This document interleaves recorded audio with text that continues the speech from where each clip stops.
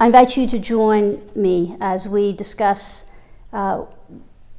this book, Ely, Too Black, Too White, a brand new edition, a 50th anniversary edition of a work by the same title.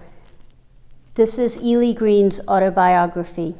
Ely Green was a mixed-race man who was born in Sewanee, Tennessee, and this is his work. These are his words that detail his life, a life of struggle, but also a life of beauty and grace and triumph, a real tale of the human spirit. Ely Green, back in the 1960s, he took his handwritten manuscript to the historiographer of the University of the South, Arthur Ben Chitty. And with the Chitty's help, he published this manuscript. And so now we're so delighted to have this new edition. And actually this new edition has an introduction by M. Turner Chitty, the daughter of Arthur Ben Chitty, and also Ben Chitty, the son of Arthur Ben Chitty, as well as, most importantly, an introduction by Patricia Rivara. And Ms. Rivara is the granddaughter of Ely Green.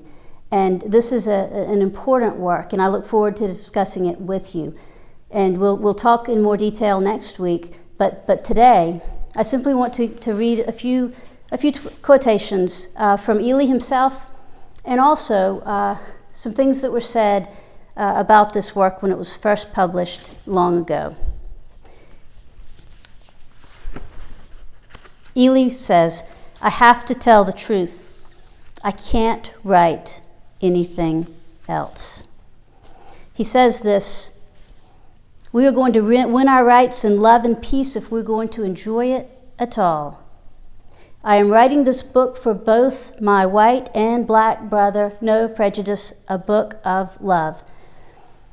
There is no race Negro," declared Ely.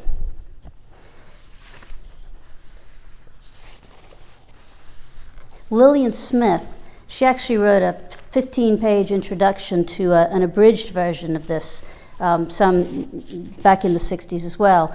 And she says that Ely understands a great deal about the murky depths of the human heart. M. Turner Chitty, writing for this publication, she says this, "To me, Ely's is the most comprehensive, subtle, layered, and detailed first-person description of the white supremacist Jim Crow system in existence." She also says, "Ely never gives up on his insistence that he will not be defined by what he calls the slave name of Negro, that he is worthy of respect for his own intrinsic value, and that he will never relinquish the fight to be known as a black American citizen, a man whose life matters." Ben Chitty, M. Turner Chitty's brother, he says, "It is still a great wonder that he was not broken and embittered by the experience. He was not. My family was graced by his entry into our lives and the gift of his life story that he shared so freely." Here's what Ms. Rivara, Patricia Rivara, Ely Green's granddaughter, says, writing for this edition. "My grandfather lived to see and applaud the civil rights movement of the 1960s.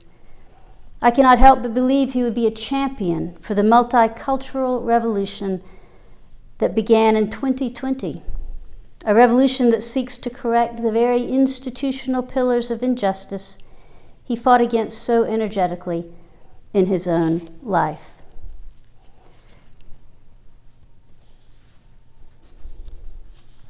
Arthur Ben Chitty, in his introduction for the first edition, says that Ely's story is an epic in Black history, an epic tragedy transcending nationality. Ely is the superior man, constricted by imperfect society, by bad laws, by illogical customs. Always in exile, he is always reapplying for citizenship, always being rejected, always forgiving, and always trying again. Just as no one deserves God's grace, no one deserves Ely's forgiveness. But we cannot help prizing him because he granted it. Next week we'll talk a little more, but when Ely was a young boy, he was baptized by our own Bishop Gary when Bishop Gary was chaplain at Sewanee. And so we will continue with Ely Green's story next week. Thank you.